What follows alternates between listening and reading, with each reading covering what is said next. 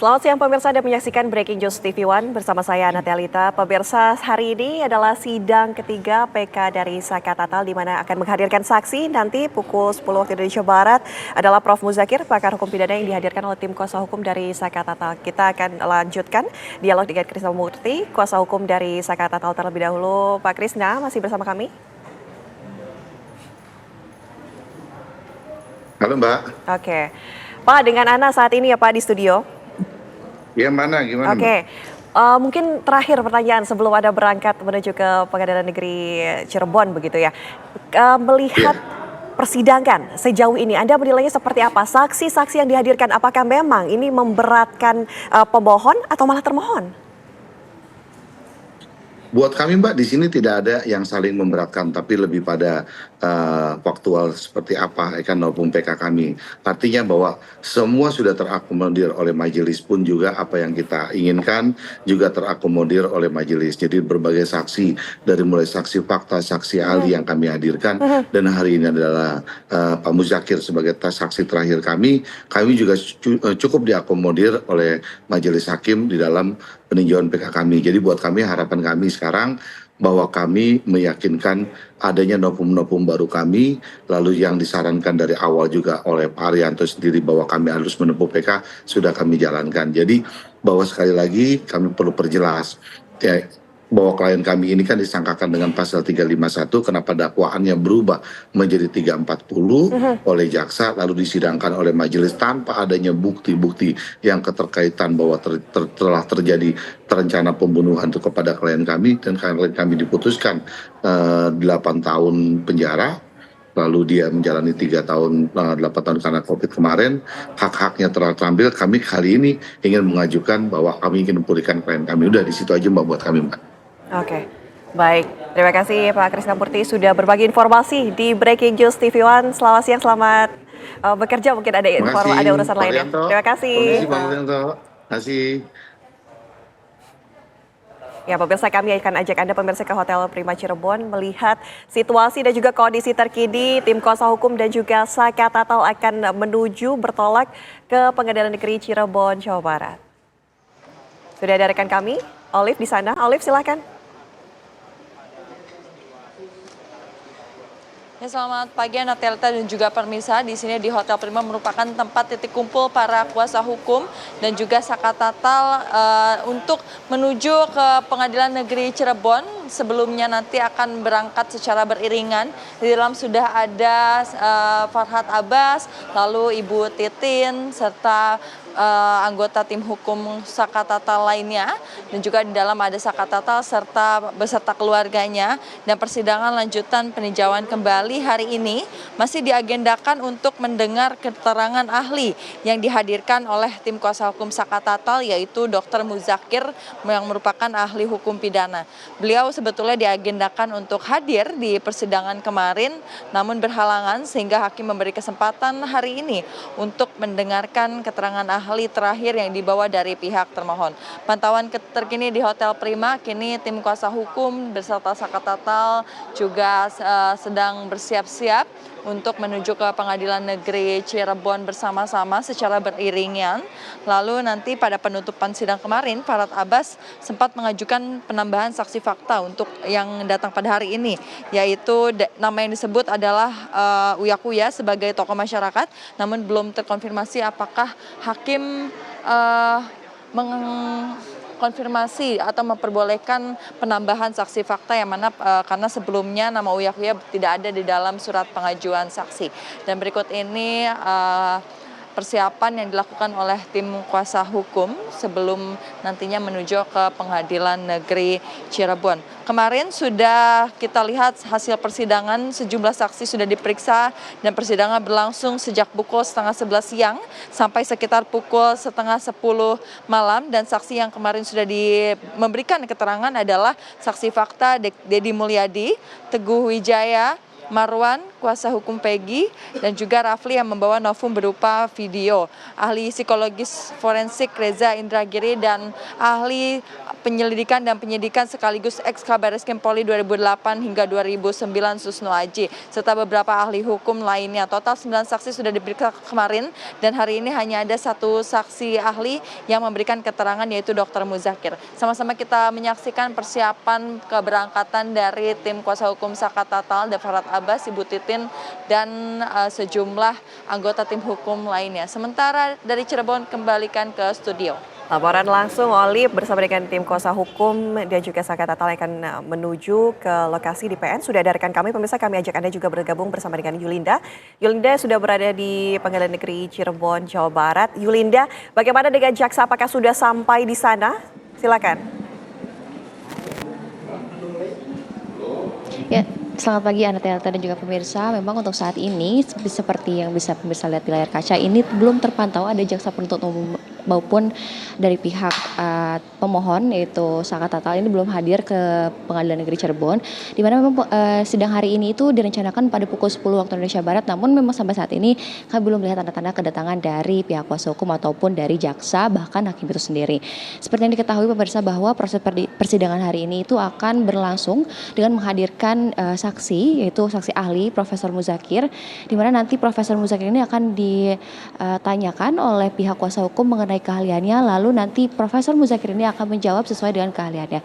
Kemudian jika memang nanti jaksa penuntut umum ini ada pertanyaan, itu akan disampaikan langsung kepada Profesor Muzakir untuk dilakukan catatan di berkas perkara pada persidangan hari ini. Kemudian jika kita mereview kembali mengenai persidangan yang telah diajukan oleh Saka Tatal ini, yaitu mantan terpidana kasus Vina 2016 ini, Saka Tatal telah mengajukan kurang lebih 4 sidang perkara, maksud kami sidang pengajuan penindakan kembali mengenai dirinya yang mengajukan novum ataupun bukti baru yang nantinya memang ini akan dibacakan ataupun akan dicatat oleh para ahli. Sementara demikian, kembali ke Anda di studio.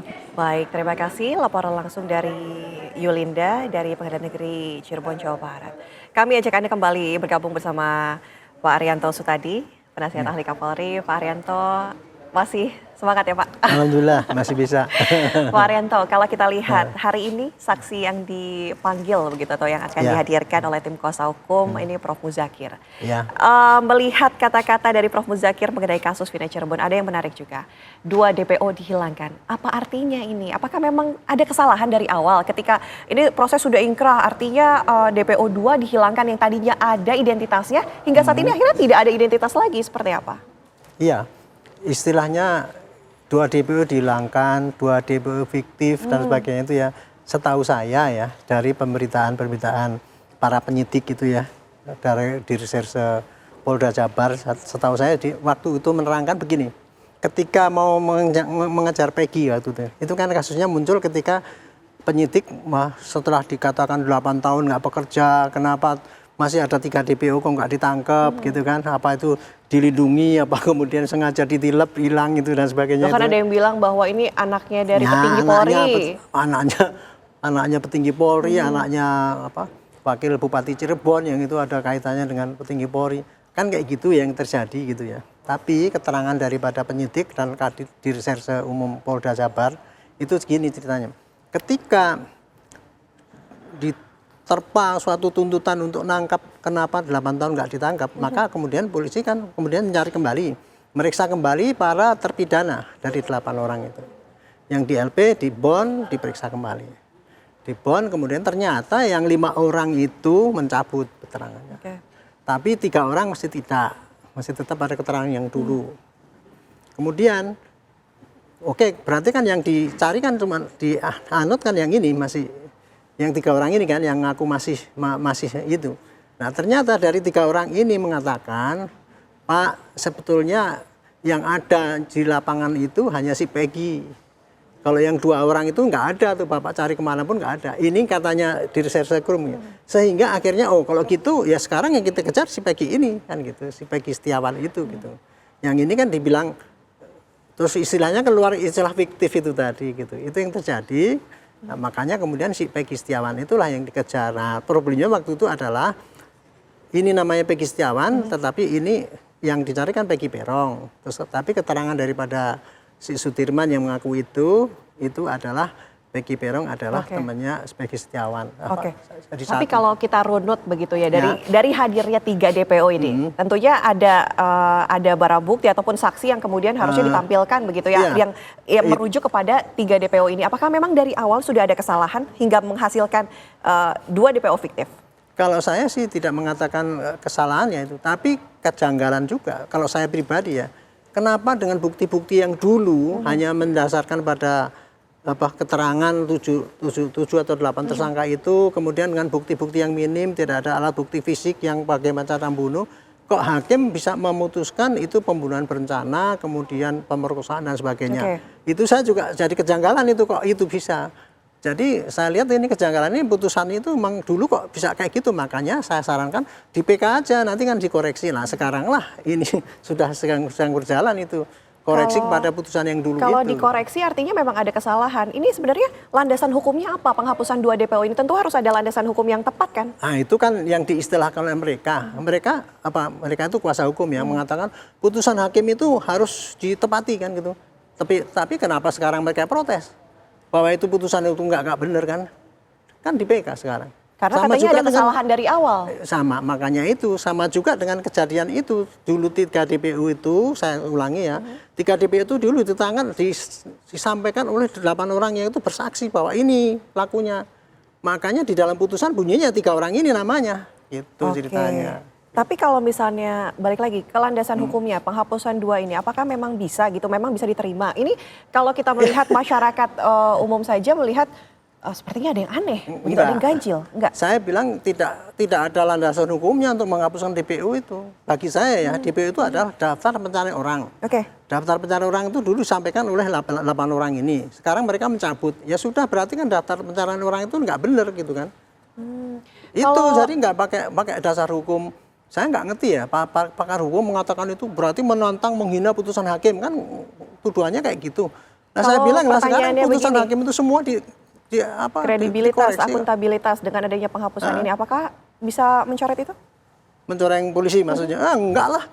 Itu kan memang proses penyidikannya kayak gitu jalannya. Sepanjang polisinya itu tidak kong-kali-kong, artinya rekayasa ya, tadinya ada kemudian dicoret. Enggak, prosesnya itu kayak gitu. 3 DPO digigit oleh yang 8 orang itu, kemudian mereka mencabut, dan kemudian yang mengaku itu mengatakan bahwa 3 ini Pak yang ada sebenarnya cuma 1 ini. Makanya yang dikejar 1 ini, yang ini nggak bisa dikejar duluan. Nah, sedangkan sekarang yang si Peggy ini dikejar pun di pra-peradilan kan kalah ya, karena keliru cara menangkapnya. Akhirnya kan dihentikan gitu. Itu yang terjadi. Gitu. Kalau Pak Arianto sendiri melihat ya, penanganan kasus Vida Cirebon dari awal hingga saat ini, ada yang banyak yang mengajukan PK, mulai dari Peggy Setiawan, akhirnya Saka Tatal yang telah mendekam ke penjara ya. Ini melihatnya seperti apa? Melihatnya seperti gini, dulu tuh kasus itu dari pertama kali dikatakan peristiwa kecelakaan lalu lintas. 2 orang ditemukan meninggal, Vina sama Eki. Dilaporkan kepada orang tuanya bahwa yang melaporkan adalah Polsek, karena Polsek yang pertama kali datangi ke TKP. Kalau orang Polsek itu kan pikirannya kan nggak begitu tajam ya. Dia melihat itu kejadian langsung aja, oh ini kecelakaan lalu lintas, selesai urusannya, dia hanya bikin laporan kemudian diserahkan pada jenazah di rumah sakit, kemudian jenazah diserahkan pada mertuanya, orang tuanya gitu. Selesai tugas dia kan. Tapi kemudian ternyata oleh Pak Rudiana, ayah daripada korban ini, dia curiga ini bukan kecelakaan lalu lintas. Ini adalah suatu pembunuhan. Makanya dia waktu itu kemudian dengan anak buahnya ngambilin orang yang diduga sebagai pelaku itu, dibawa, diinterogasi sama dia, katanya dia, tapi kemudian katanya kemarin disiapkan dikebukin dan sebagainya itu kan. Dia katanya 15 menit, tapi menurut Propam dulu katanya 20 menit, kemudian diserahkan kepada Polresta Cirebon. Cirebon melakukan penyidikan. Nah penyidikan itu diawali dengan LP bahwa itu adalah terjadi pembunuhan. Itulah yang dituduhkan bahwa itu LP itu direkayasa oleh Rudiana, semuanya putusan hakim itu sesuai dengan rekayasanya Rudiana. Itu yang terjadi gitu. Nah kalau di mata saya itu adalah dulu ini blundernya kenapa?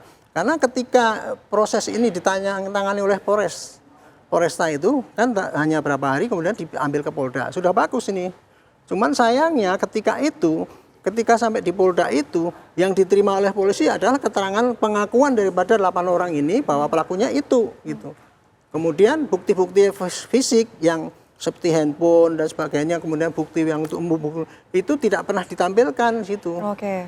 Berkasnya, tapi celakanya berkasnya ini dikirim ke jaksa, diterima oleh jaksa untuk membuktikan bisa. Nah, dan kemudian celakanya lagi, dalam istilah saya celaka ini ya, karena dikirimkan ke pengadilan, hakim pun mengamini bahwa ini sudah cukup bukti. Kan diputus akhirnya itu. Dan kemudian dibanding pun masih tetap dikuatkan. Kasasi masih dikuatkan, berarti kan itu proses penyidikan. Menurut syarat teoritis tidak cacat, benar. Tapi kemudian ada pencabutan pengakuan itulah yang kemudian akhirnya gugur semua seakan-akan gitu kan. Makanya putusan yang kayak gini ini saya sarankan hanya melalui PK. Harus melalui PK, apakah benar apa tidak. Oke. Gitu. Oke. Pak Arianti, kita sama-sama saksikan dulu menuju ke Pengadilan Negeri Cirebon, Jawa Barat. Pemirsa, kami akan hadirkan informasi langsungnya untuk Anda sesaat lagi usai jeda berikut ini.